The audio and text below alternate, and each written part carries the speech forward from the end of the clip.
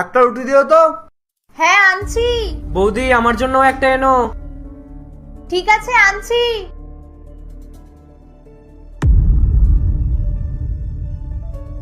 এমা, মাত্র তো দুটো রুটি আছে, এবার আমি কি করব? আজকে মনে হয় খাটাখাটনিটা বেশি হয়ে গেছে, তাই জন্যই খিদে পাচ্ছে। ওই জন্য হয়তো একটু বেশি চাইছে, না হলে তো রোজ রোজ আমাকেই বলতে হয় খেয়ে নাও খেয়ে নাও। যাক, কি আর করা যাবে, আমি না হয় জল খেয়ে ঘুমিয়ে পড়বো, এটা ওদেরকে দিয়ে আসি।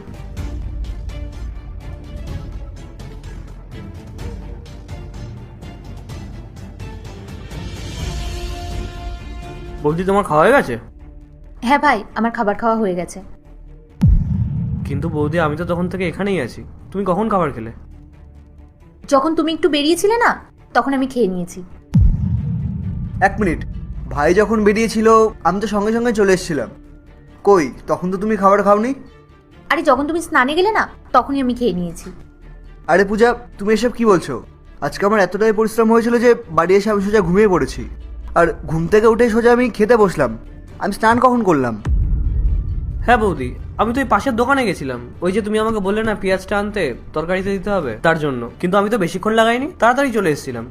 তাহলে তুমি কখন খেলে? আরে তোমরা শুধু শুধুই চিন্তা করছো, আমি সত্যি খেয়ে নিয়েছি। তোমরা হয়তো সেই সময় কোনো কাজ করছিলে, তাই জন্য দেখতে পাওনি। কি হলো তোর? আরে কথা বলতে বলতে কখন আমার পেট ভরে গেছে। দেখো বৌদি, ঢেকুরে উঠে গেছে।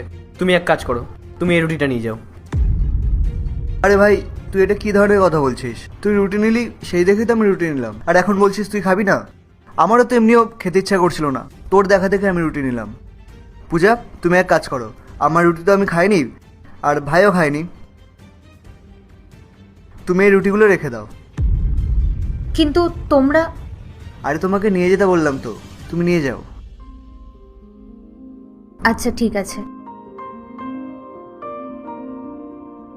চল এবার আমরা যতটা বেঁচে আছে খেয়ে নিই।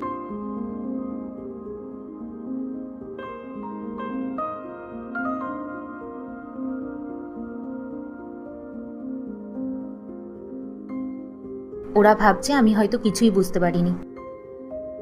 ভগবান সত্যি আমাকে খুব ভালো ভাগ্য দিয়েছে। ওরা ভাবছে আমি হয়তো ওদের সম্বন্ধে কিছুই জানি না। এত ভালোবাসে আমাকে। গরিব তো কি হয়েছে, মনের দিক থেকে ওরা সত্যি খুব ভালো। অনেক ভাগ্য করে এরকম একটা পরিবার পেয়েছি আমি।